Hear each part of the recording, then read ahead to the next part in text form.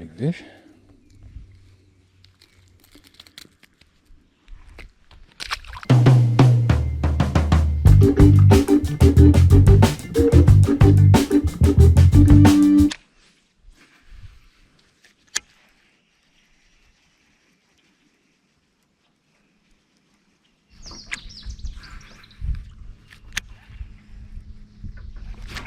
There he is. Get off that piece of wood. Fish ate it. Man, they're getting it good. Look at that.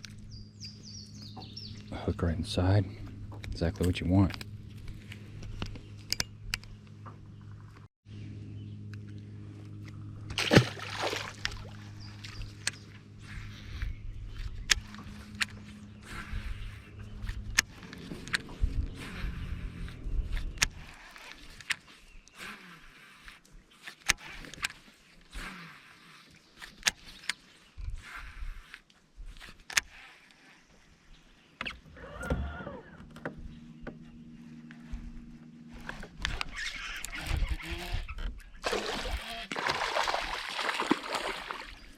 Another one.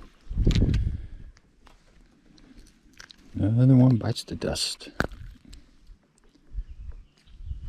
I hope you're enjoying the video. Got on a little swim jig bite, which is one of my favorite ways to catch fish any time of the year, but especially around the spawn and into the post spawn. Give me a thumbs up if you appreciate the content so far, and don't forget to subscribe to the channel, and I will leave a link to all the baits that I talk about in this video in the description box, so if you want to check them out, feel free to check them out. But swim jig on this very day, it was kind of that spawning funk. The fish get kind of funky around the spawn, and the lake I'm fishing in had a lot of grass.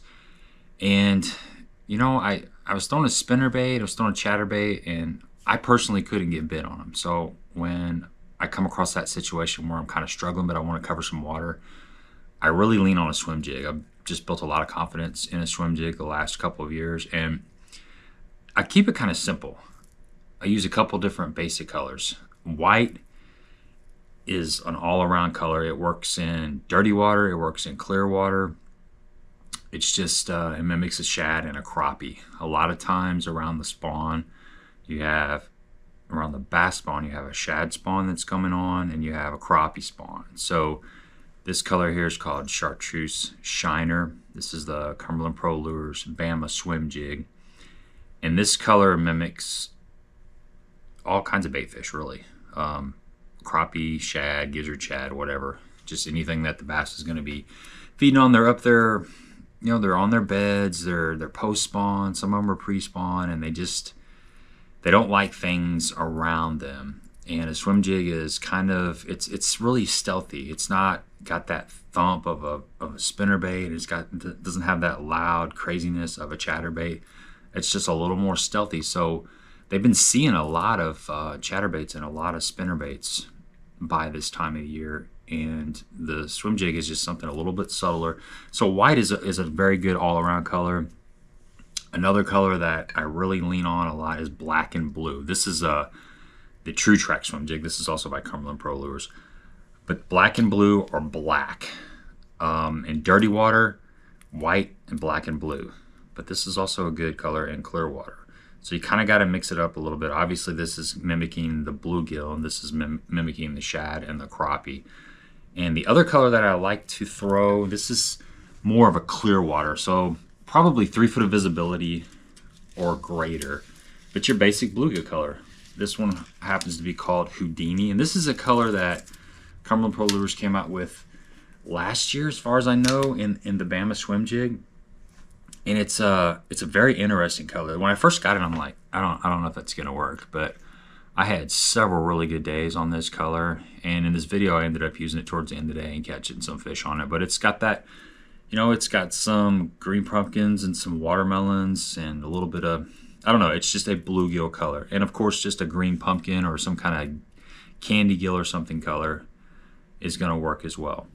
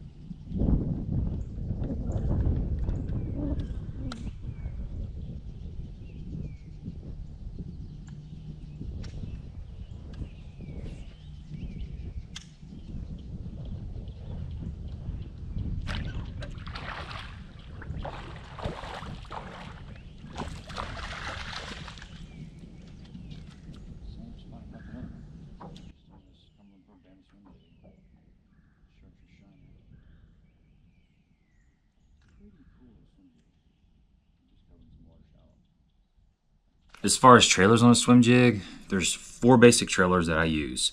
If I'm fishing really shallow, I'm going to be throwing a 1/4 ounce swim jig, and I really like a full-size rage crawl. You know, this rage crawl is kind of flat on the bottom. It's got these big flippers, and it really allows you to slow roll that thing. You're keeping that bait in, I don't know, the upper water column. This is something that I'll throw, you know, 0 to 4 foot of water, 1/4 ounce head with the big full-size rage crawl. Something I like to do is I like to contrast my trailers too. So for instance, this is a black Bama swim jig with a green pumpkin rage crawl. I'll do the same thing with the black and blue. Something about that contrast, instead of trying to blend it around. I mean, you could put a June bug or a black and blue crawl on there, and that's fine. That's going to work well too. But something about this contrasting color. So this screams bluegill. You got this black silhouette, and then you got this green pumpkin out there, and just trust me, try it sometime. You can do that on a dragon jig as well. Contrast those colors.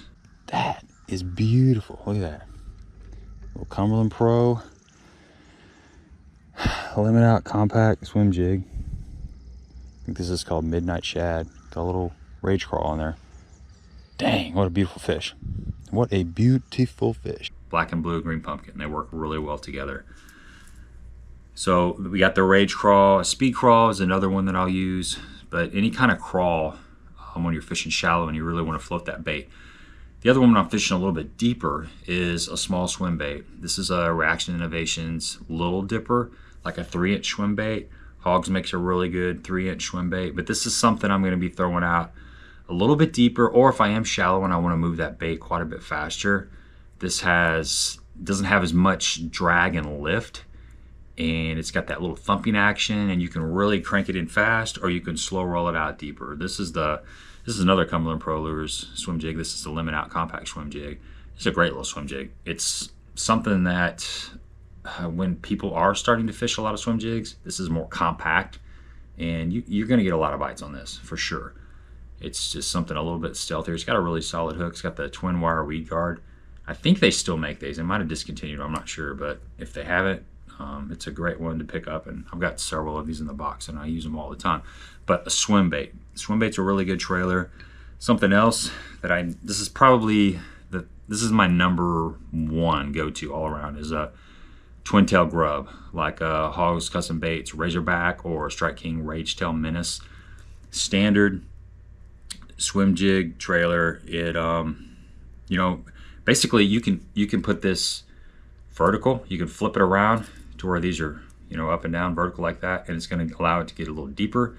But if you're swimming it around, you know, 0 to 5, 6 foot, I just do it like this. I mean, something about this, I can glide it a little bit more, but if you do need to get this bait a little bit deeper, and I didn't mention it, but when I'm going deeper with the swim jig, I like a 3/8 or maybe even a 1/2 ounce. If I'm fishing 0 to 5 foot, I tend to lean on that 1/4 ounce. The other trailer, I don't have it with me, but is like a chunk. Just an old-fashioned chunk. Big Bite Baits makes a really good one, like the crawl chunk, Zoom obviously. So you take that chunk, and I will put a little piece of worm right here, some kind of soft plastic, just piece of soft plastic that's laying in the bottom of your boat, but you want to fill up that shank to about right here, and then just thread that chunk down on here. That keeps it from balling up as bad. You could actually thread the chunk up there if you want to do that, but that chunk is really wide, and I wish I had one I could show you, but it's really wide. It has a lot of lift, and that's kind of this Bama swim jig is designed to do the actual Bama shake, Alabama shake, and a chunk is probably the best thing to do that. It's got so much surface area, you can really shake that bait, keep it up high in the water column. But that's my main trailers that I use.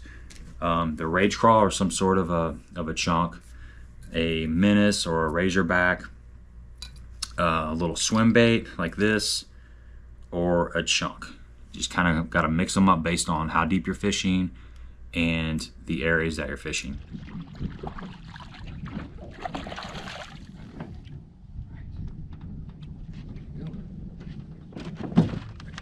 Got her on the swim jig.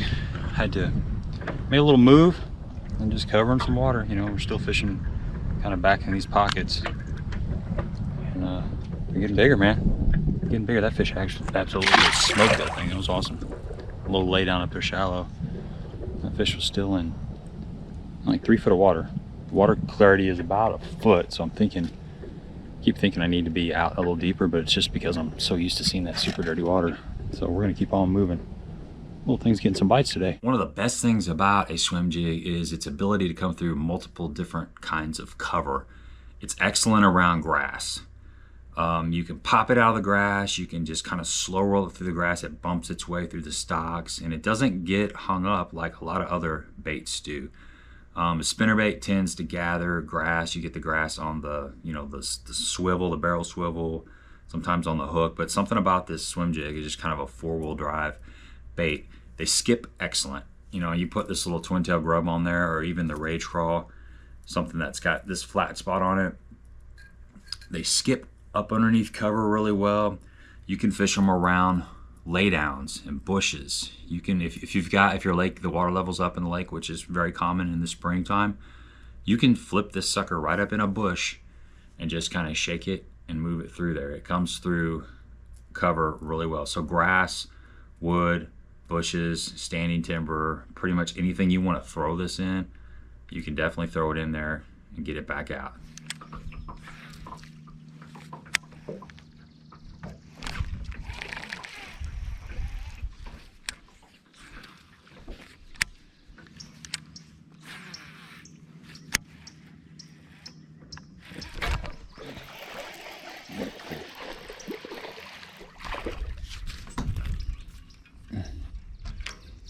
Go. Another one. Just gotta cover a lot of water.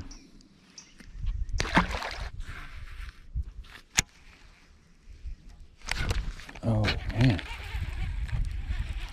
Missed that sucker. Bed right there.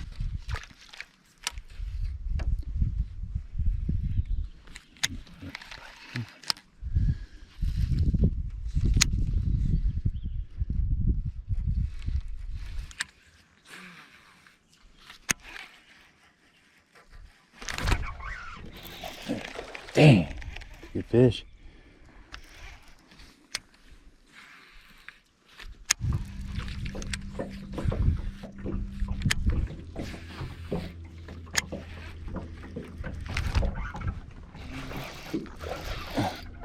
Fish came over it lay down. That was awesome.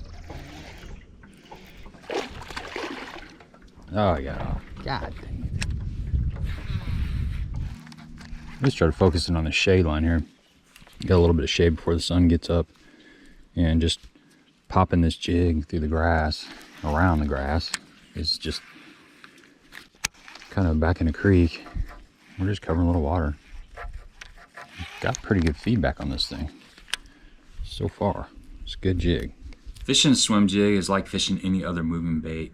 You want to put a little bit of action in the rod tip. You want to put some English on it. You can catch some fish just throwing it out and reeling it in, but it seems like I get a lot more bites if I'm steering my bait through the cover and I'm kind of doing little pulls and I'm letting it fall and I'm kind of speeding it up slightly, just something erratic.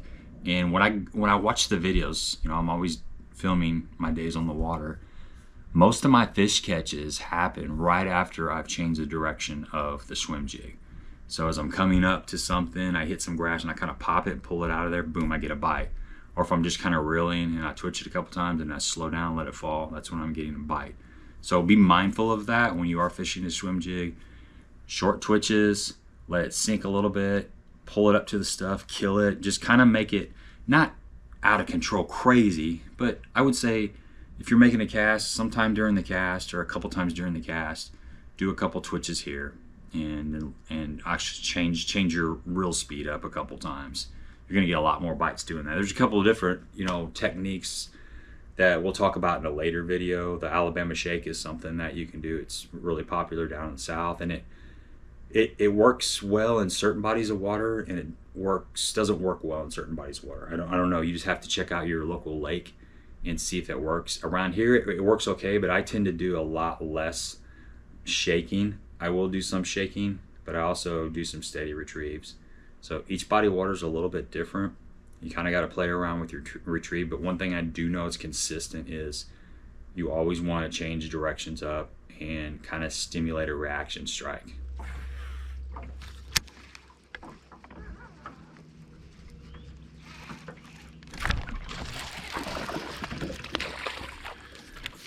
Little guy. You're catching some fish. Just gotta find some bigger ones.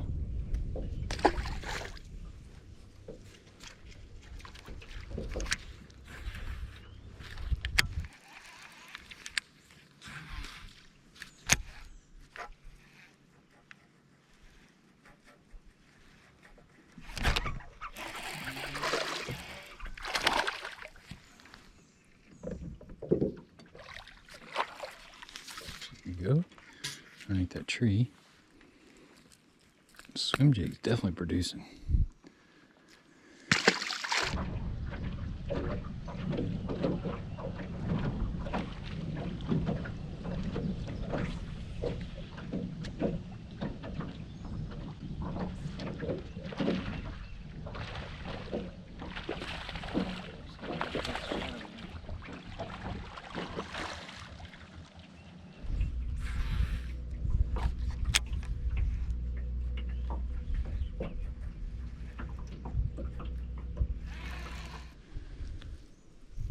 Fish ate it right by the boat.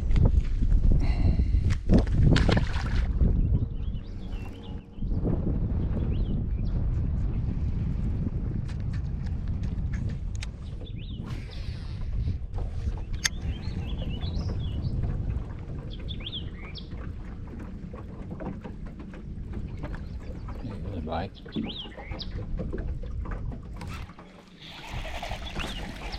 That's a good eye.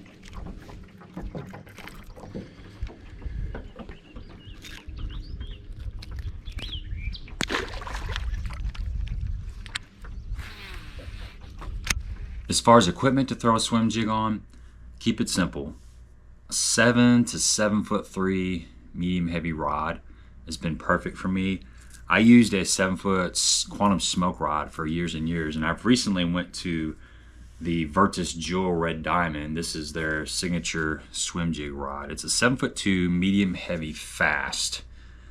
This is this rod is built for swim jig. It's also great for like a chatterbait and a spinnerbait. It's kind of multifunctional, but I like that 7 foot to 7'3". I mean, my sweet spot really is 7 foot to 7'2", but there are 7'3" rods that work just fine. But you want kind of a softer tip, but some backbone. So the importance of that softer tip is so you can skip really well with the bait, but also when the fish grabs it, you let them load up on it a little bit, and that's key, is to let that fish. It's just like fishing a swim bait. If you guys have fished a swim bait, it's the same kind of bite. A lot of times they push it, or you feel like a little tick, and you kind of just keep reeling and let it load up. As far as line, I prefer fluorocarbon. A lot of guys fish it on braid, and I fish it on braid too. I have fished it on braid, and it works fine, but it's just whatever works for you. If you've got a lot of heavy grass, there's nothing wrong with braid. I would say if you're fishing a lot of timber and bushes and stuff, you got to watch the braid because it will dig into the bark at times, but you can make adjustments on that and learn how to fish with braid if that's what you want. But I like 15-pound fluorocarbon. I've always just been a fluorocarbon guy. I mean, like I said, I've tried the braid and it does work, but I keep coming back to the fluorocarbon. 15-pound fluorocarbon, whatever brand of your choice. 17, I would say 15 to 17, whatever you want to do, but I 15 all around. I like 15-pound because it works with multiple techniques. And as far as a reel, a 7-to-1. This is actually an 8-to-1 Tatula. I got this used from somebody, and it's okay, but I really have to be mindful of how fast I'm reeling this in. So I recommend like a 7-to-1. You could even go like 6-to-8, maybe 7-to-4. Somewhere in that, around that 7 to me is perfect. Honestly, this is a little bit too fast, but I have kind of learned to slow down. So a 7 foot to 7'3" medium heavy rod, something with somewhat of a soft tip but a backbone, 15-pound, fluorocarbon, 55-pound braid, and then a 7-to-1 gear ratio reel, and you're in business. And just go out there and throw it. Go out there and throw it any place that you would throw a spinnerbait or a chatterbait. Pick up a swim jig. If you don't have any confidence in it, trust me, go out and throw it. Pick you up a couple of these. Get you, you know, like the chartreuse shiner, a black, and then this Houdini is a really good color. So 3 different colors. Get just 4 different kinds of trailers. If I only had to buy one trailer, I would get this twin tail grub trailer. It's super multi-purpose, and I'm really, you could probably go this like a swim bait too. So that's the 2 trailers that I would go to if I could only pick up 2. But go out there and throw them around. Just keep it in your hand, fish it for several hours, and I promise you, you're gonna get bites. It's excellent around a shad spawn. Shad spawn happens throughout the Midwest, and I mean, it's one of the best baits to throw around a shad spawn. Fish just start feeding up, and it looks like and a crappie spawn too. This looks like a little crappie. So get you a couple of these, couple different colors. Go out there and throw them around. Thanks for watching this video. Please subscribe. Until next time.